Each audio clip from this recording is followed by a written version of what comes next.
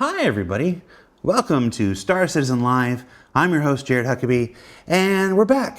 We had a bit of a hiatus, some technical issues, some logistical issues, some minor health-related issues, but all relatively in our past, mostly resolved, and we come back with a new look. Show us our new look.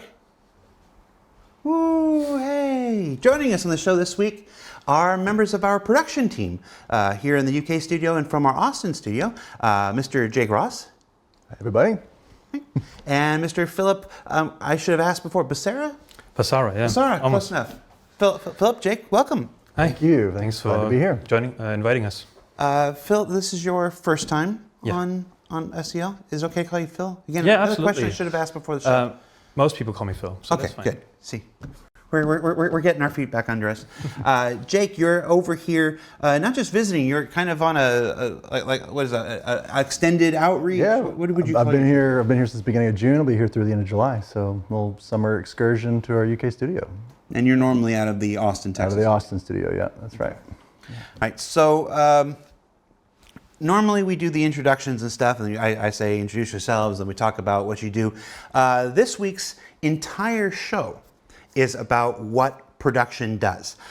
It's the ins and outs of production. It's everything that it is, everything that it is not, some of the myths about production. We'll go over some of their big victories. I'm sure we'll hear a couple of horror stories along the way. So if this is your show about where you're like, boy, I really always wanted to know about production and what it actually does, this is the show for you. If you want to know where the Banu Merchantmen, you can reach John Crew, care of Manchester Goods Yard, 6 Goodyard Place, Manchester M3 for 3 GB? I forgot. You can look it up. So let's start basic.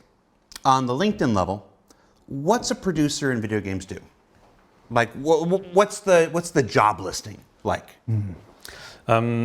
It depends on the studio, right? So game production is not the same across the industry. Every studio runs their production differently from another.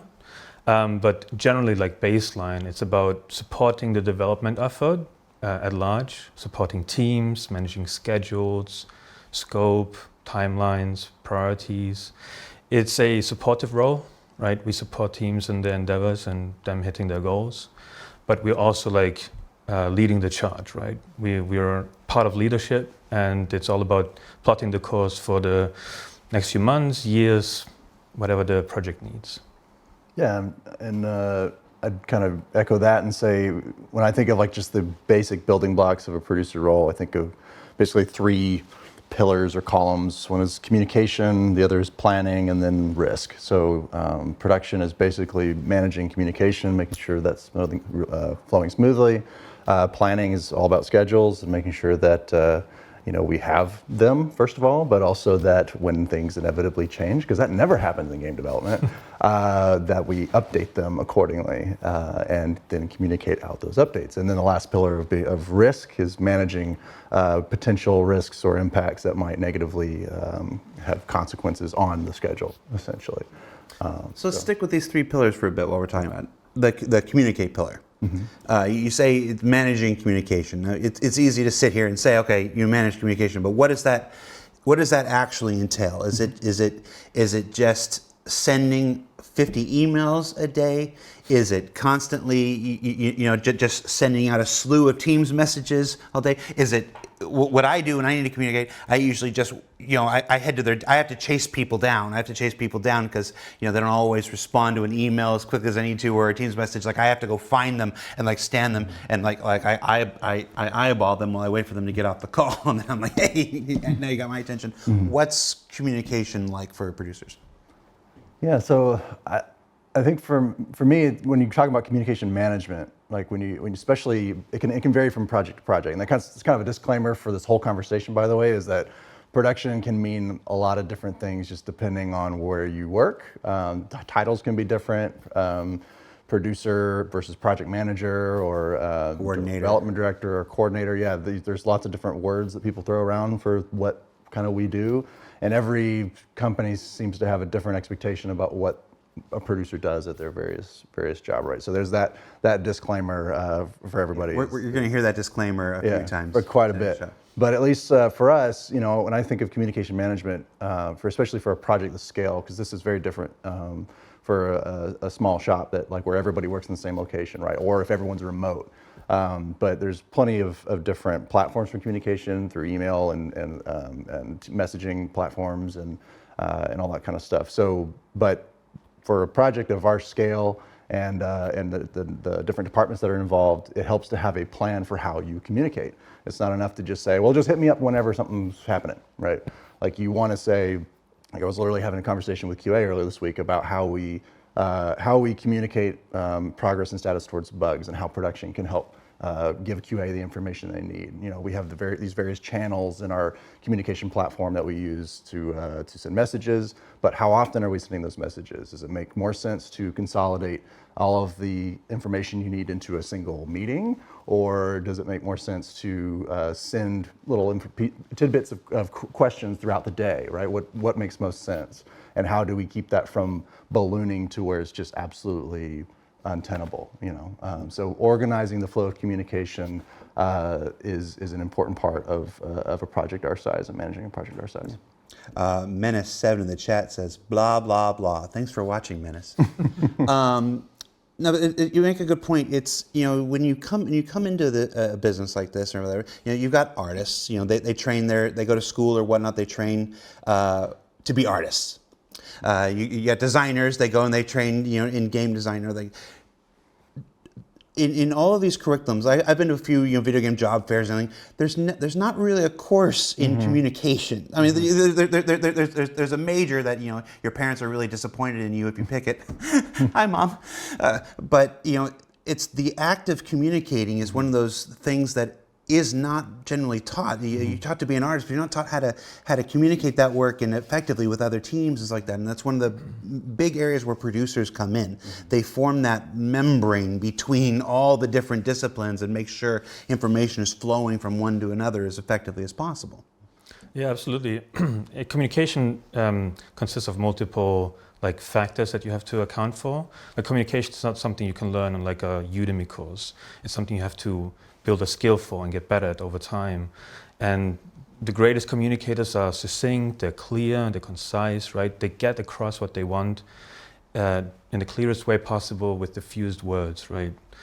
Great orators always are the great communicators that we aspire to be. We want to explain something very complex without going into the nitty-gritty and get people on board.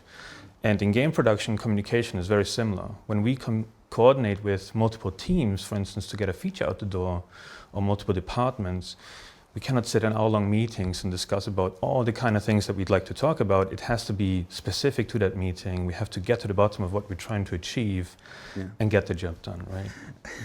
Before we leave communications, you want to follow up on that. How much of your day would you say is spent in meetings? More than I would like to admit, probably. But it's good. It's important meetings. When we have meetings that waste everyone's time, we tend to cancel them. But most of the meetings that I'm in is with directors, leads, other producers, other leadership members, and when we try to get our features out the door, we try to establish a better process. They're all valuable. Yeah, there was, I've had 5 or 6 titles here in my time here, and the second to last one had the word producer in it, and it was probably the most time-consuming aspect of that. When I became a producer, I was suddenly in so many more meetings for visibility and for knowledge, and you should just need to know this and stuff like this. And it was like, I still had all my other responsibilities, and it's what led us to separate the role and to get my own dedicated producer. Hi, David. Let's go to another pillar: risks. So this was the one you listed third, but I'm going to go to this one next. Talk to me about identifying and managing risks. Yeah, so risk management is a huge part of what we do. Part of making sure you're delivering things on time is making sure that you're trying to, as proactively as possible. The thing that you are looking out for are things that can negatively impact your schedule, right? And it's impossible to be able to 100% identify risk ahead of time, 100% of the time. But you try to identify things as they're happening. So as an example, if you have a gate review coming up for a particular feature or a ship or something like that, and something happens where some found work appears like out of nowhere seemingly. Hey, we didn't know that we needed to add this additional thing, right? That is a risk at that point. Okay, we don't quite know what this is yet, but it very well could have an impact on the milestone we're about to hit. We're about the stage gate we're about to hit. So let's have a meeting about it. Let's talk about it and assess what is the scope of this thing that's come out of nowhere. Can we somehow make this work within our current schedule by bringing somebody else in to help out, or reducing the scope somewhere else? This is risk mitigation, right? You're taking the problem, you're assessing a potential solution to mitigate that problem, and you're tracking that. You're saying, okay, I've got that documented. If this thing comes to pass, I know to execute in this way. And hopefully, if you are able to mitigate the risk, you keep your schedule on track. Often, the mitigation strategies don't work, or there's nothing you can do. There is a risk mitigation strategy called accept. Sometimes you have to just accept the risk, or it's a business decision. You know what? We're willing to accept that risk because of any number of different reasons, right? Right. There are a number of situations, and people who have followed the project for a while, will probably be able to identify several of these at the times where we've had our quarterly release schedule for the last couple of years, and the idea was that the patches would be released every quarter, and and if things weren't quite ready, they would just pull out and be left to another quarter. And sometimes that happens. Lots of things. It's not. We thought it was going to be this quarter, and we pulled it out because of risks. It's not going to make it. We moved it to another one. But sometimes there's something you want so much, or it's necessary for the next 6 months of work, or it's like this is like no, it's like we need to take that risk, even if the patch or even if the deliverable slips a week or two, or so much in order to get that in. How is how is it like figuring that out? Is that just the decision of one person? Is that the work of a committee? Is there a formula to it? Usually when we identify potential risk for a deliverable, like a feature or something, I think we had a recent example that we've talked about the ship trespass feature, for instance. So we had a full-blown schedule for the feature on a task level. We knew when it would be ready, but there was always this risk looming that there could be more edge cases that we have to address before we can release the feature in like a good enough state, right? So that was one of those risks that we tried to mitigate but couldn't. And then we didn't feel comfortable with just releasing it anyway because these edge cases needed to be dealt with, and so we had to pull it out of that release. But in other instances, it's usually a discussion between production, the team leadership, and a director like Todd. We will sit down, we'll go over the risk, and then we'll give him a few options and discuss it with him. And then if he's happy to go down the road of, okay, let's shoot for it, right? Let's put a few more people on it so we can get it out on time.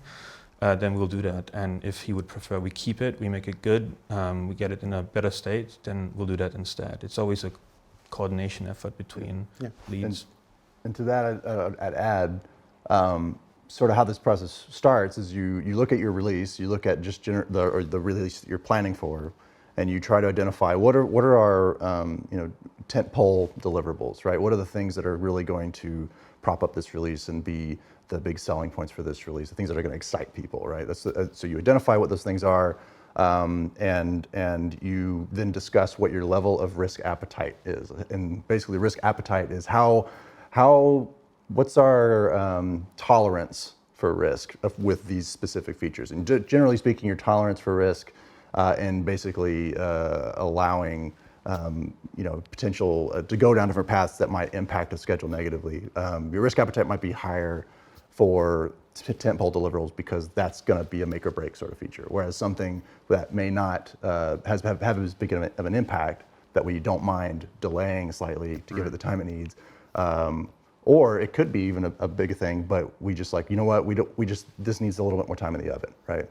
the risk appetite is low on this. So let's go ahead and do that. The trick with this is that everybody has to be in alignment. Everybody has to have the same risk appetite. And right? everything has to go the way you expect it to go. Yeah, yes, exactly that. Yeah. Captain Louis Coronado in the chat says, "Bro, literally everything in Star Citizen is an edge case." Mm-hmm. It's not wrong. It's not wrong. Well, let's talk about that for a second. When it's game development is everyone watching and is here understand is difficult, right? Things come in, we're trying new things all the time, especially for a project like ours. It's always on the cutting edge. We're always trying new things and doing things in different ways, and we're swinging for the fences on a lot of stuff. So some of this stuff like just hasn't been done before, or that we don't have necessarily a clear path ahead of us. So we start out on a path. We generally have an idea of where we're going, a trajectory, right? And things happen along the way that we just didn't expect. And it's just because, you know what, we haven't done this before. We haven't tried it before, so let's see how this goes. As those things come in, yeah, you have to assess every single thing as it comes in. It's right? game development, not game construction.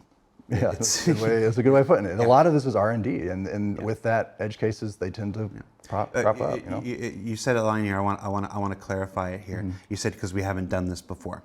It's not like we haven't made games before. Right, Everybody here has worked on another project, has shipped other games and whatnot. Right. It is the weird reality, the thing that sometimes gets lost is that if you're building something that's truly new, if you're building something that's truly different, you haven't done that before. So so the way in which you tackle it will be different. Ideally, the way in which you progress through it will be different, and the way in which you estimate, schedule it, and whatever has got to be like, okay, we're based. Your schedules have to be based on prior experience, and this is the way we made this thing. But we're not making that thing. We're actually making this thing like this. So we think we can extrapolate from this, but it's always, it's always a guesstimate. It's always your best effort, using all the factors that you have. And that's a good way of putting it, because I don't want to shortchange our extremely talented and experienced developers, right? Like they know what they're doing. So, but often what we're doing is trailblazing, right? Where we have these super talented and smart individuals for a reason. We want to try new things, and we want to break the mold, and we want to do a lot of stuff differently. Trying to anyway. Yeah. I mean, anybody can make an elevator that kills people.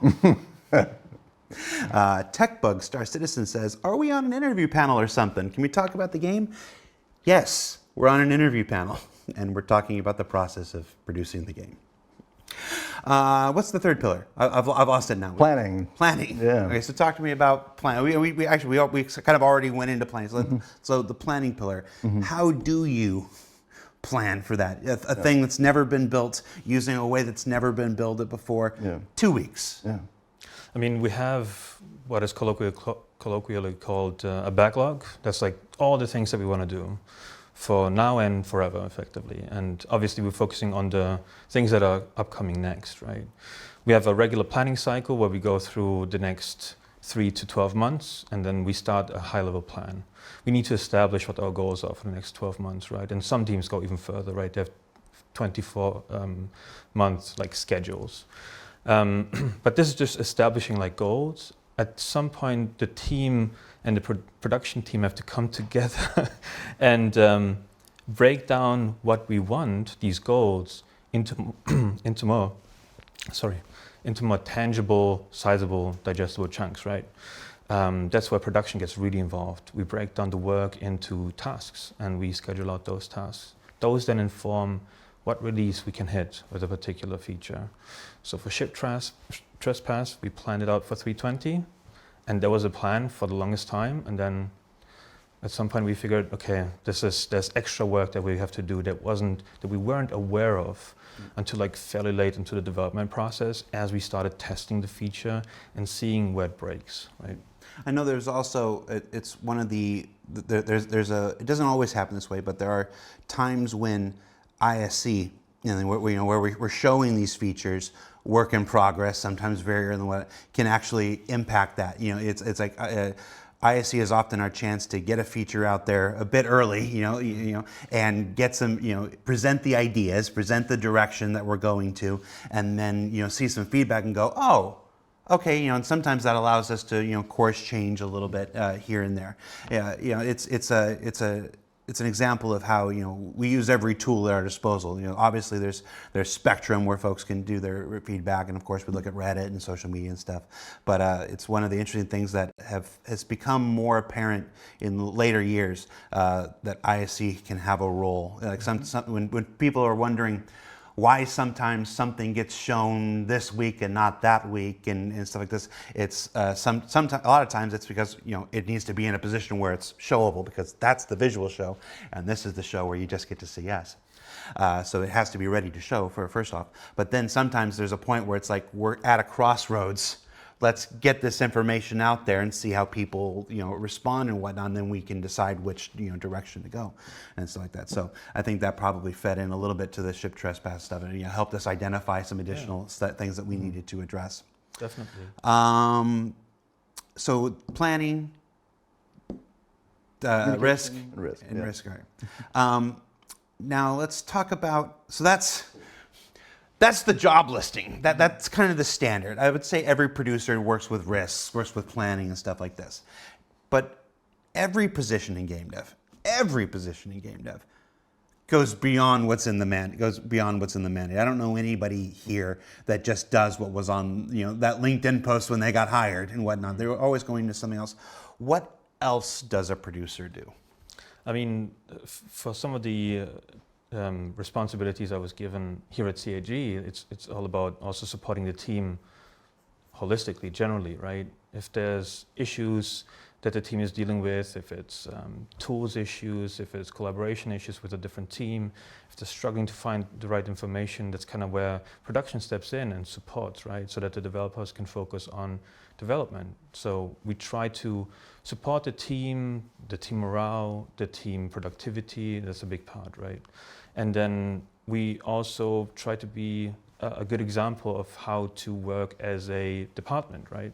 There's certain principles and guidelines that we have in production that help us become better at what we're doing, right? So we have regular learning initiatives that we kick off, or other initiatives that allow developers to be more productive.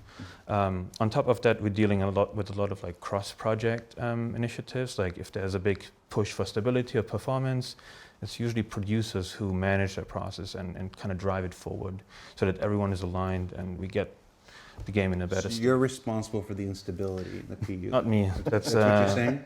Benoit Basséjour. Who just Sorry. Benoit? Sorry. He's stuck here for the next 40 minutes. Message me, and I'll make sure he never leaves. You've used the term support a few times. Go deeper though. What is supporting these people like? You know, is this holding their head when they cry? Is this like what does supporting people mean? Yeah. It's like Yeah, well, I was gonna. So I mean, you kind of joke about that, but you know, when you talk about those three pillars, right? I think I also say that the foundation undergirding all of those three pillars is people. Like you can't.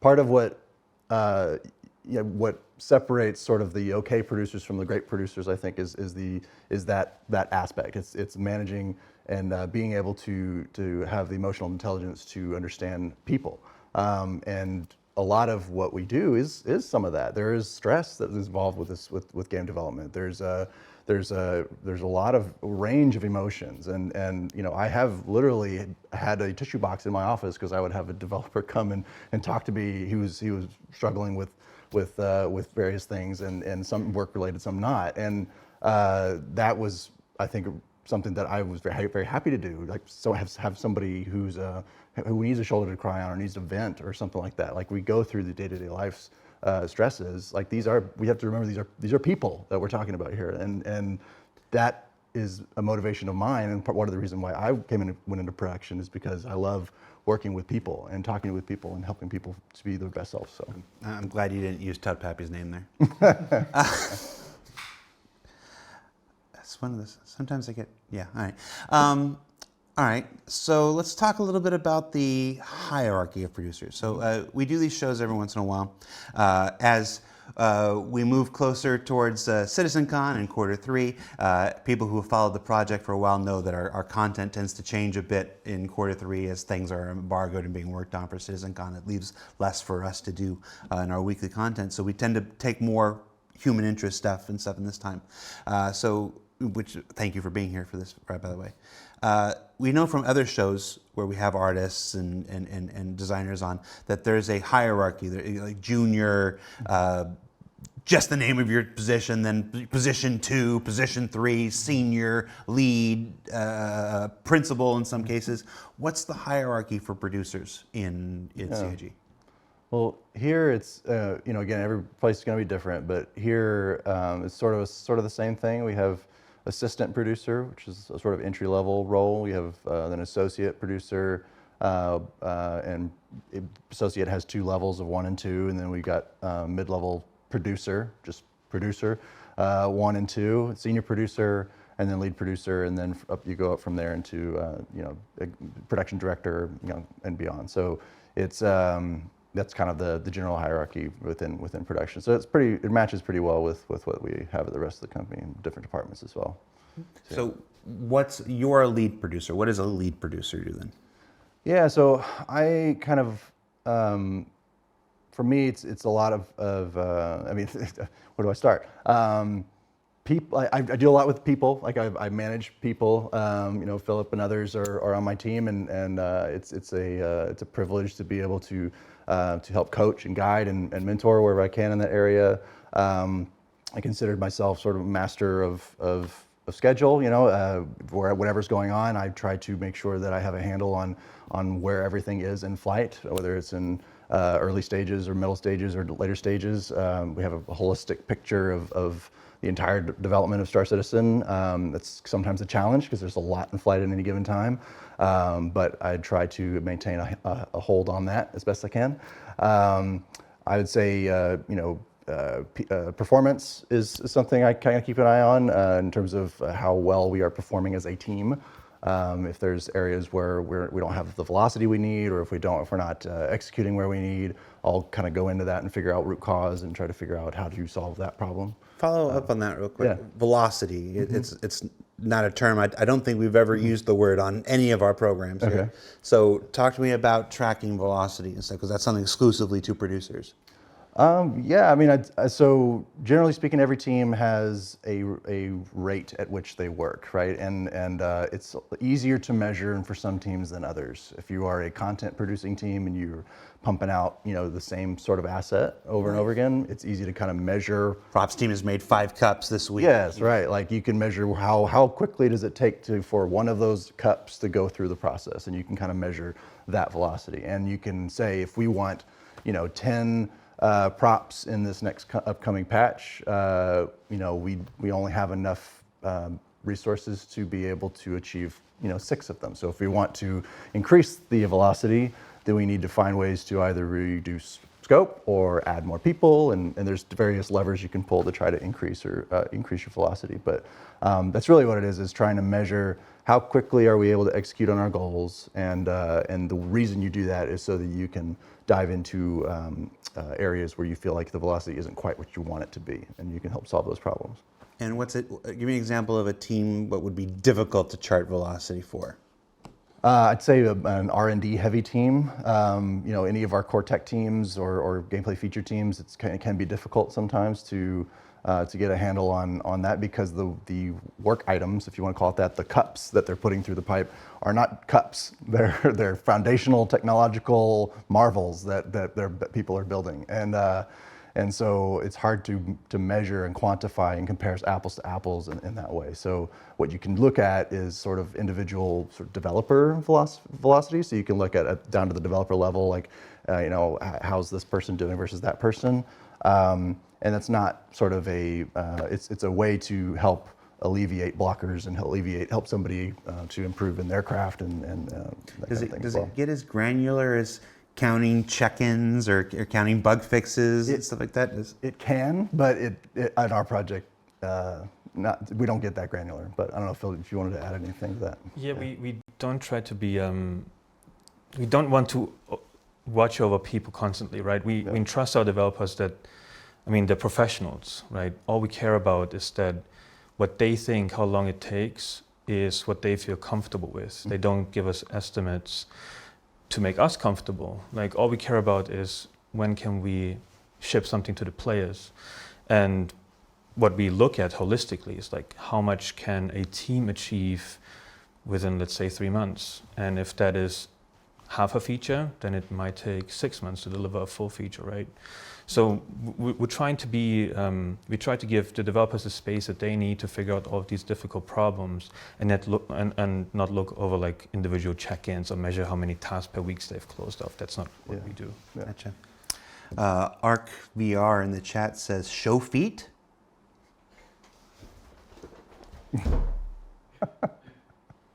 Nice Jordans, by the way. There you go. Great. You said something I want to try to push on something a little bit here. You said they don't tell you things to make you happy. Mm-hmm. Like this.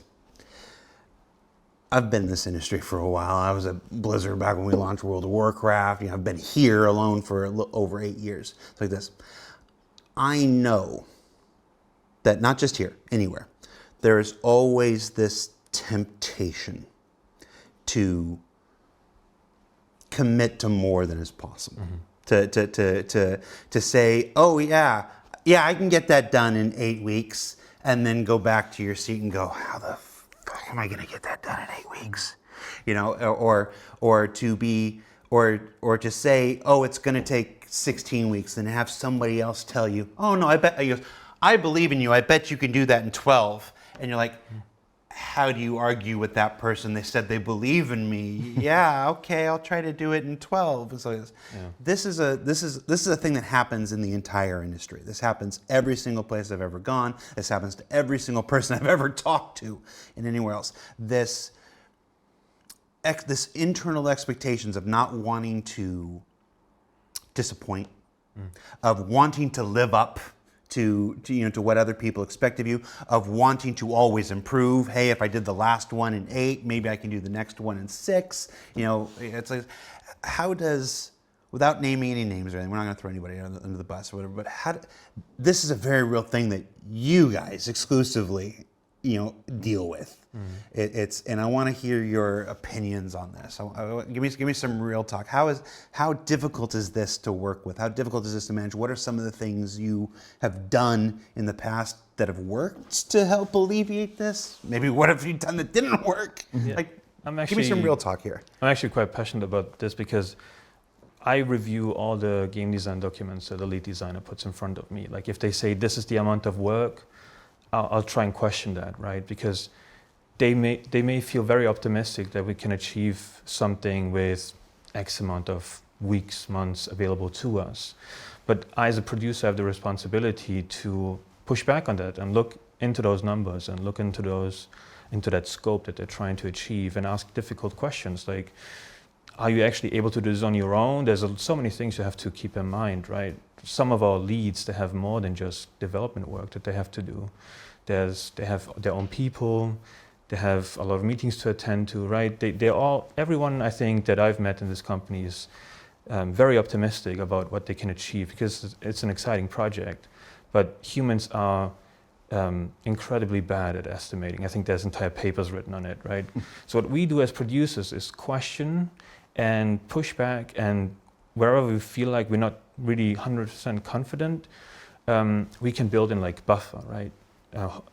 Extra time into the development of a feature schedule so that we can account for unknown unknowns. There's always something that goes wrong. There's a tool that's breaking, or there's some priority that has to be addressed immediately, right? Build is broken for 3 days in a row and nobody can Yeah, work. so that is something that we have to deal with. It's a very big company with so many developers, with so many people checking in, right? You've talked about Gamedev before. It's difficult to get it in a stable enough state very quickly. And so sometimes we just have to make a push, and that can affect a feature's development time, right? So we as producers try to always push back, ask questions, try to understand what's the reality of a feature's development timeline, and then build in that extra safety net of buffer.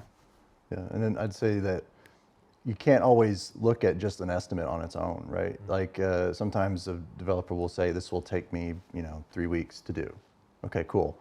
But you're not working 100% 8 hours a day, whatever it is, for that amount of time. Like you are, there's meetings that crop up. There's people get sick or they take time off. You can't just look at an estimate somebody gives and just say, okay, cool, I'm just going to take that and plop it into my schedule, and that's that.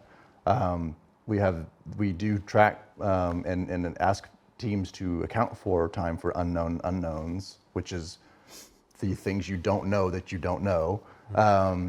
Because it always happens that things come up that we just could not foresee, and so we don't max out our team schedules. If they give us an estimate over 3 weeks, we might actually put it in the schedule for something like 4.5 weeks, because we know that there will things that we crop up, bugs will come in that will need fixing, so that there's an element of that as well, of trying to keep in mind the whole context of things, whereas the developer's scope of what they know about is the stuff they've been asked to do.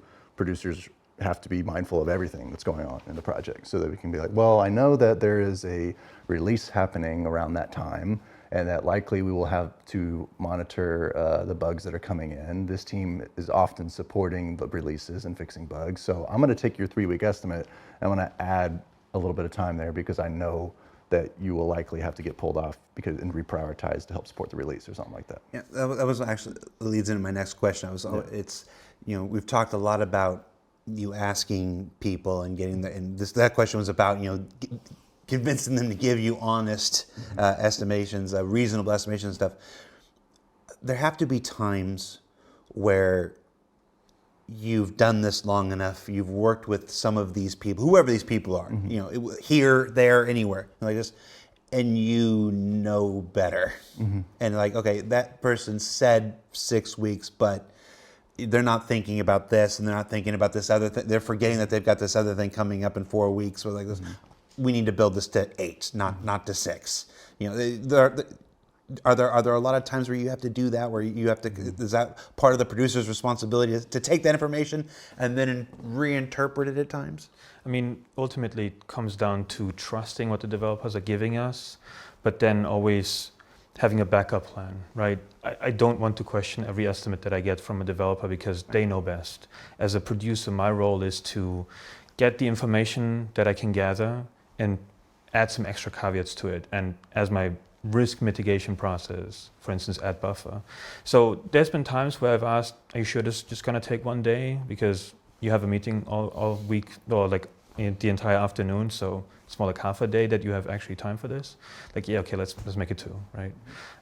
But I don't try to criticize or like try and disseminate what they're thinking this would take. Yeah, I ask because there's, we both work with devs from slightly different directions, but when we're filming ISC or even this show SCL and whatnot, we have often got to get their schedules and be like, okay, when we have to kind of plot out when they're going to have time. That time has to match up with when other people are going to have time, and then when we have resources, because we don't necessarily have all our resources just free and available every single day and stuff like this.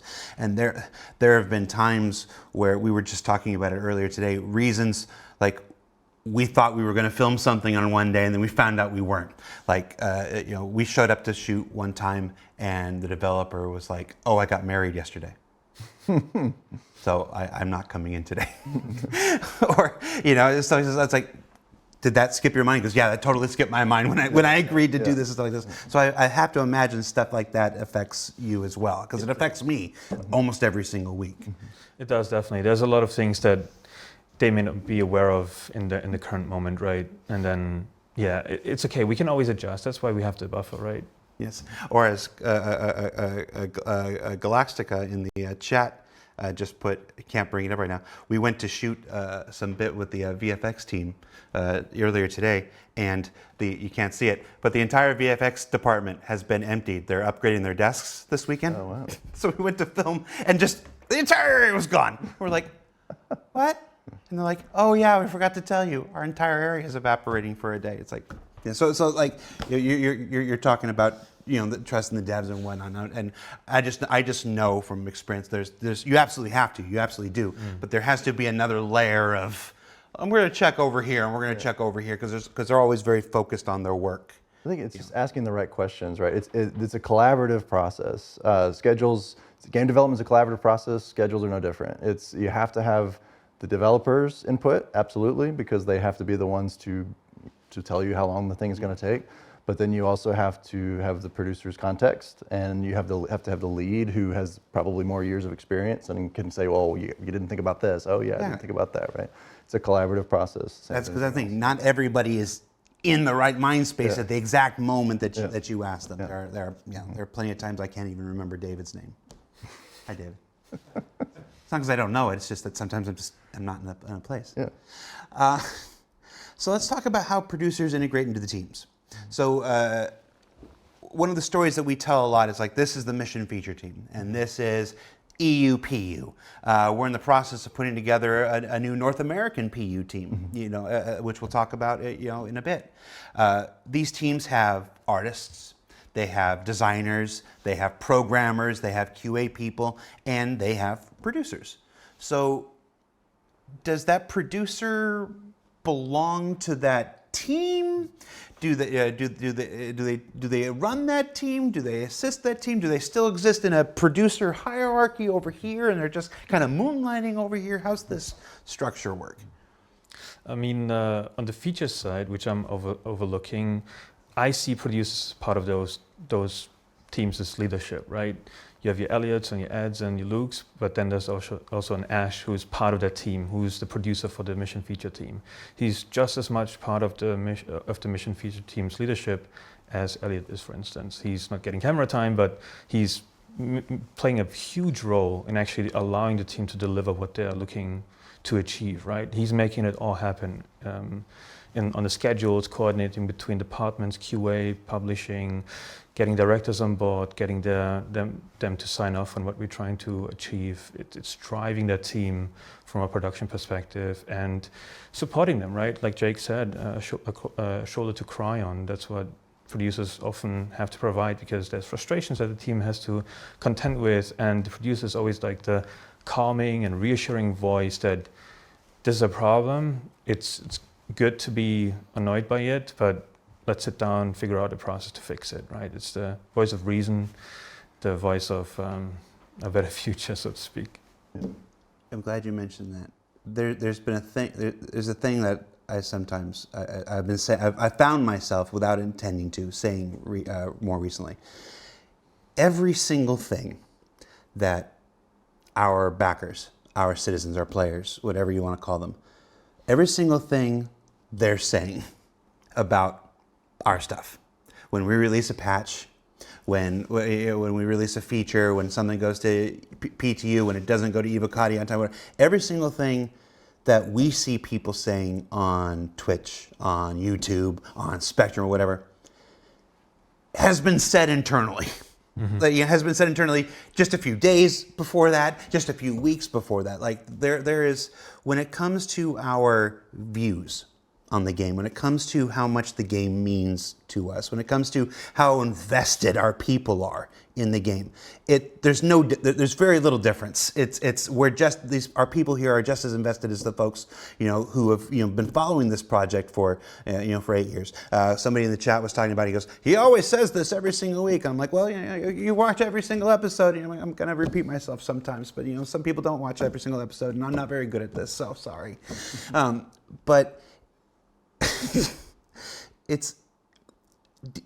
so those feelings, those, oh, this isn't quite how we wanted it, or, oh, that isn't quite working the way it is, and why can't we fix that thing? Why can't an elevator kill the person again? Kind of thing. It's like, how you said part of your job is dealing with that frustration, internally, like our own little internal triage team in a way. Would you say that was right? Yeah, we actually have like a weekly, bi-weekly meeting that is just venting, right?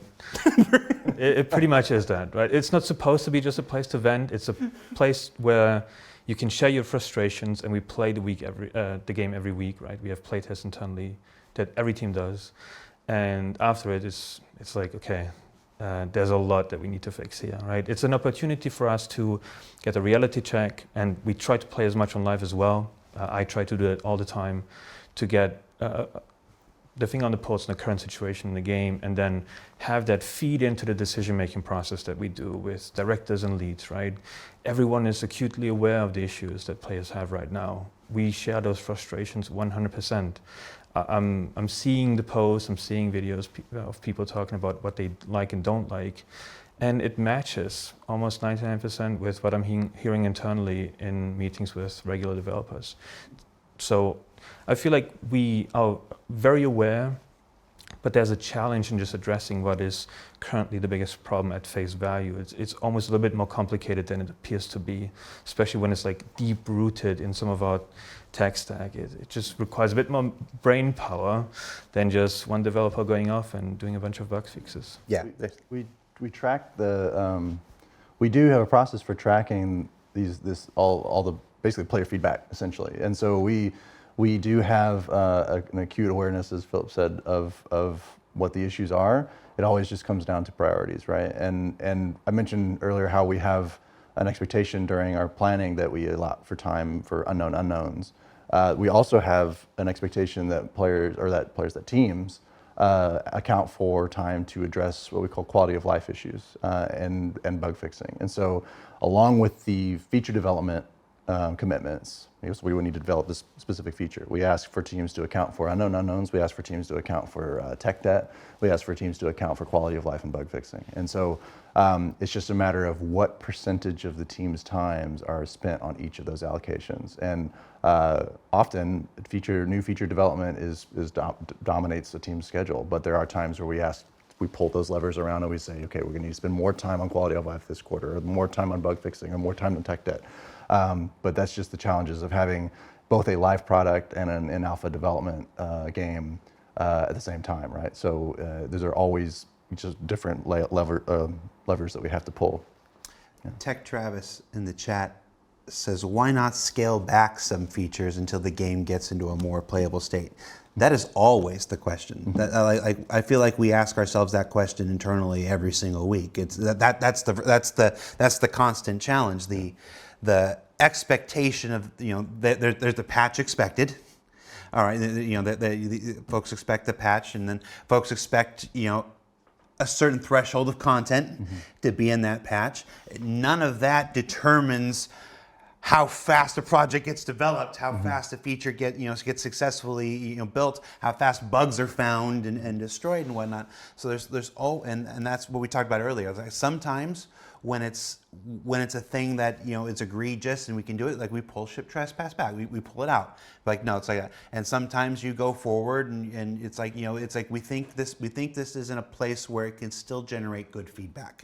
We think it's in a place where it can still be useful for testing, where it can still be useful for, for analytics and stuff. So even though it's not perfect, we still put it out there because it serves a purpose to our game development to get it out there and to get it in the hands and stuff.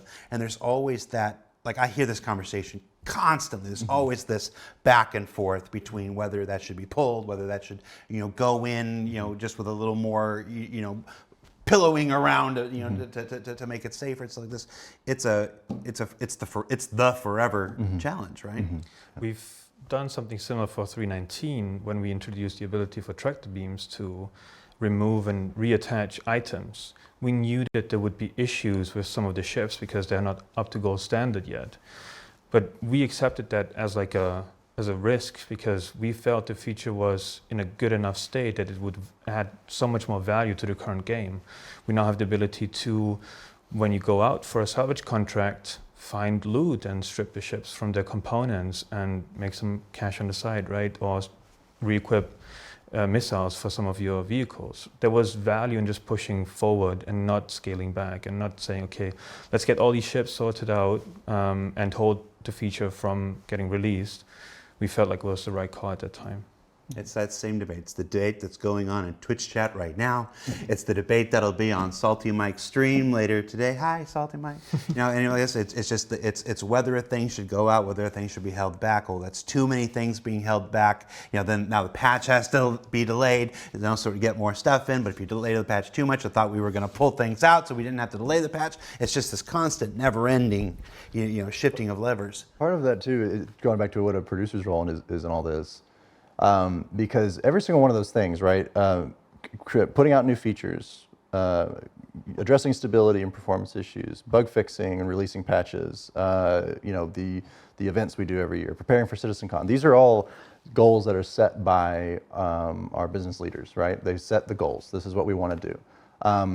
What they don't know is if they come in and they say, hey, this is a new initiative we want to do for this next release. How does that impact everything else we were already planning on doing, right? So as a producer, new request comes down. How does that impact the current state of things? And something that I feel like we've improved at over the years, but still could very much improve on. Just full disclosure here is better communicating impacts on this new thing came in. Here's what that impact might be. We want this new feature. Okay, well, do you realize by requesting that new feature, it means this team's allocation towards quality of life and bug fixing actually shrinks? Like, was that something that we were aware of? And often that's not the case. So we have to be better at communicating that as well. And I would say over the years we've improved at that. Leaps and bounds in where we were, 4, 5, 6 years ago, right? But we can always do better at that. So I'd say that is something we're constantly assessing is of all these things we're trying to juggle, which thing is the most important at any given time, because that does change depending quarter to quarter. And what, essentially what do we lose by focusing on this versus that? And that sort of analysis and what I call scenario building of like, if we do this, then that means this. If we do that, that means that. That's the communication management aspect of this, right? Where you come in and here's the impact. Do we want to go left? Do you want to go right? And then we can hopefully help make our business leaders make more intelligent decisions that way. Oh my gosh, I called Salty Mike out in chat and now they're arguing in chat about whether Salty Mike's a good person or a bad person. Salty Mike's...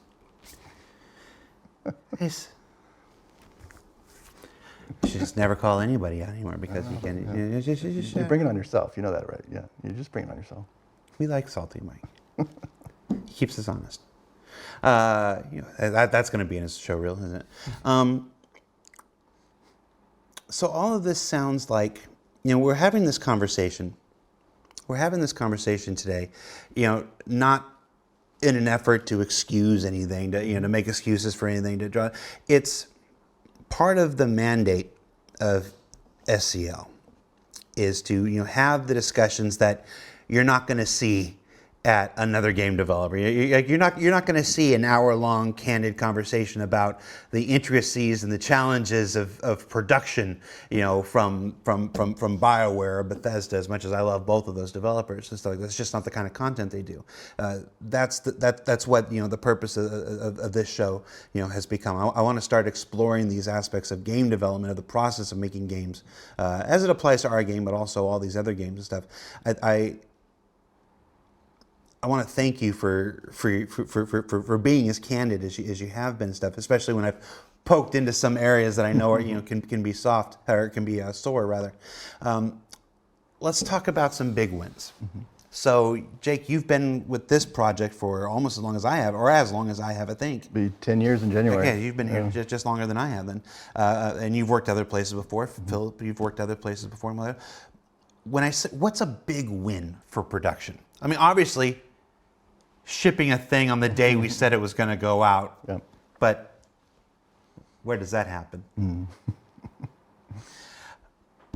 What's a big win for production?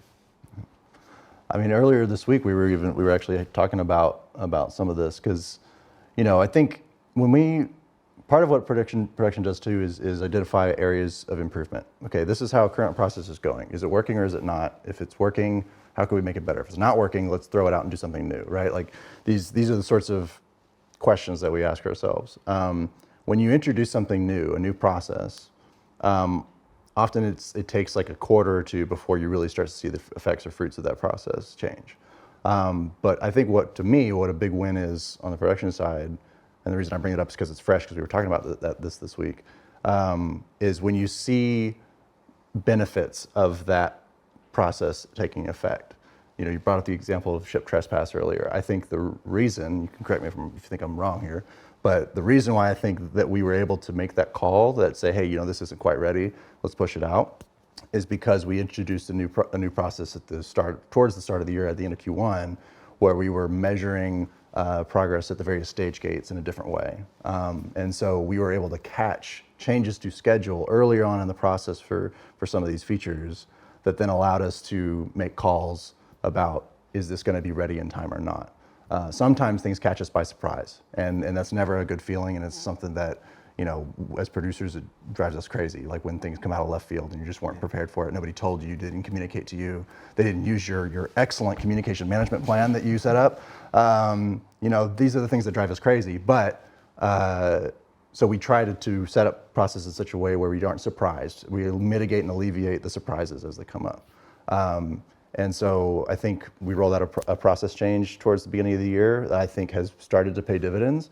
And it wasn't a big thing. It wasn't like a gargantuan, massive, huge thing, but it showed that, we actually made something better. We did something, we made an incremental change that made the process better. And over the course of almost 10 years now, that's just to get personal for a second, that's the reason why I stick around as long as I have. One of the reasons. Is because incrementally each year I see the improvements. I see us getting better at this and I say at this, there's a lot that's wrapped up into that statement, but at least internally, it feels like we ratchet up year after year in terms of how we run things and how we do things internally. In my case, I'm here because CR has my mother. I miss you, Mom. I'll find you someday. Okay, so that's a win. Give me a horror story. Give me a production horror story, without naming names. We're at the end here. We've already gone over a couple lines this week. Give me a production horror story. You have a good one? I'll let you take this one. Okay. I know you've got one about Arena Commander. I do. It was not at CAG. It was at a different company. I think it was probably 30 minutes before live, and we would release our game on Steam, right? So on the Steam backend, there's this little thing that you have to put in if you want to get something to be able to be purchased on the actual store. That's the go live date that you have to set. And 30 minutes before the go live date, we've realized that nobody has actually said anything in that field. So panic sets in, and fortunately, I was working with a company that had good relationships with Valve. And so we kind of picked up the red phone and said, Gabe, make this go live, please, effectively.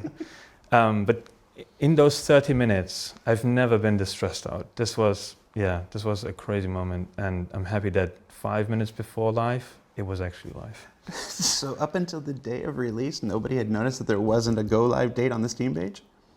I guess. It's lucky that you had Gabe's phone number, Well, yeah, but it's one of these things that you should have known. It's probably on a checklist somewhere, but nobody triple, quadruple checked. Yeah, well, because it's a thing that you're not looking for it every single day. You're only looking for it at the end. So it's like it's those one-off things. It's hard. You can't build a ritual, a habit of checking to make sure you have your go live day. Jake, I want to hear yours. I mean, yeah, so, I was thinking about this. It's funny, some of what I would call horror stories in the moment, I now kind of weirdly look back on fondly. I don't know what that says about me, but I remember the early days here in trying to get that first publish of Arena Commander out the door, and the months, 0.8, something like that. Yeah, it was like 1.0. I think it was what it was. I can't remember now. The very first one was 0.8. 0.8. Yeah. Okay. Yeah. So, but the days leading up to that were intense. I'll just say for what it is, But late nights, people sleeping under their desks and stuff like that. But what was great about the whole thing was that often at that time the Austin studios air conditioning would go out for no reason, So it was really, really nice to be up super late at the studio with no air conditioning in hot Austin summers, and or I guess at that time it was in spring. But that was it was things like that I look back and go like, man, I don't know, that was trying. Let's just put it that way. But I look back now and I kind of laugh about it because I'm like, man, like that's, you know, you have, I don't know what it is. It's just like this camaraderie building that also happens. Some of those people I still here, I still work with, and you know, built relationships with, and you kind of, you know, build those friendships that last a lifetime through trials like that. So if it was spring, it was 1.0. So you were right. Yeah, it was spring 1.0. Yeah. No, I think we all have those horror stories that turn into fond memories, or at least not, or less horror stories. Like somebody mentioned the holiday live stream to me like 3 weeks ago, and I didn't go into a PTSD nightmare. So, you know, healing is possible. Healing is possible. It's good to know. All right, that's it, everybody. Thank you for hanging out with us. Jake, Philip, thank you for discussing production. This is a topic that, you know, if you watch, I've done about 1,450 videos for CIG, and I think in all of them, we've done maybe 5 total that have been about production. Once we made a schedule with Eric Hiron Davis. I remember that. That was super exciting. You know, like this, so it's not a production that gets covered a lot. If we only do it 5 times, you know, nobody else is doing it like ever. You know, like, so I really appreciate you taking the time to be here and to do the show, and for you to let us take advantage of you while you were here to do it in person. Happy to do it. And could I also just say one quick thing? Sure. Is that I while I have the opportunity and the platform to just thank the community. I love talking about this, but one of the things I mentioned earlier, why I stay year after year, and one of the big reasons why I stay year after year is this community. It's the players. It's the I watch the streams, I watch the YouTube videos. I love seeing how much fun people have, and I love the fervor around the project. Even the sometimes negative fervor. It motivates us. It keeps us going. But the positive stuff is also fine. It's also good. But I love this community. I think it's second to absolutely none. And I just wanted to say thank you to the community. So Even Doc Martin 007, who says it's an uninformative stream. that's good. I'm glad we could be informative. Thanks for watching. Thanks for watching. Remember that it's the Foundation Festival, I believe, is going on right now. There's a free fly available. You can check out the robertsspaceindustries.com website for all the details on that. And of course, if you're in the Paris area, there is a Bar Citizen Paris tomorrow. I believe it's tomorrow because I'm getting on an airplane tomorrow morning. So that's in Paris. TwitchCon is in Paris. That's in Paris. A couple fires and some outbreaks are in Paris, but it's a big place, and so check your maps, check for safety areas. So far, everything's looking okay. So if you're in the area and you want to show up, you should show up for that. I'll be there, and we'll have a couple of giveaways and stuff to do, so we'll have that. And of course, remember that ISC is still on hiatus. It'll come back towards the end of this month with a bunch of looks at continuing look at CIG's development. It might have a thing with the VFX team. It depends if they get their desks back. So for Star Citizen Live, I'm Jared. That was Jake. That's Phil. Thanks for watching, and we'll see you all here next week, everybody. Take care.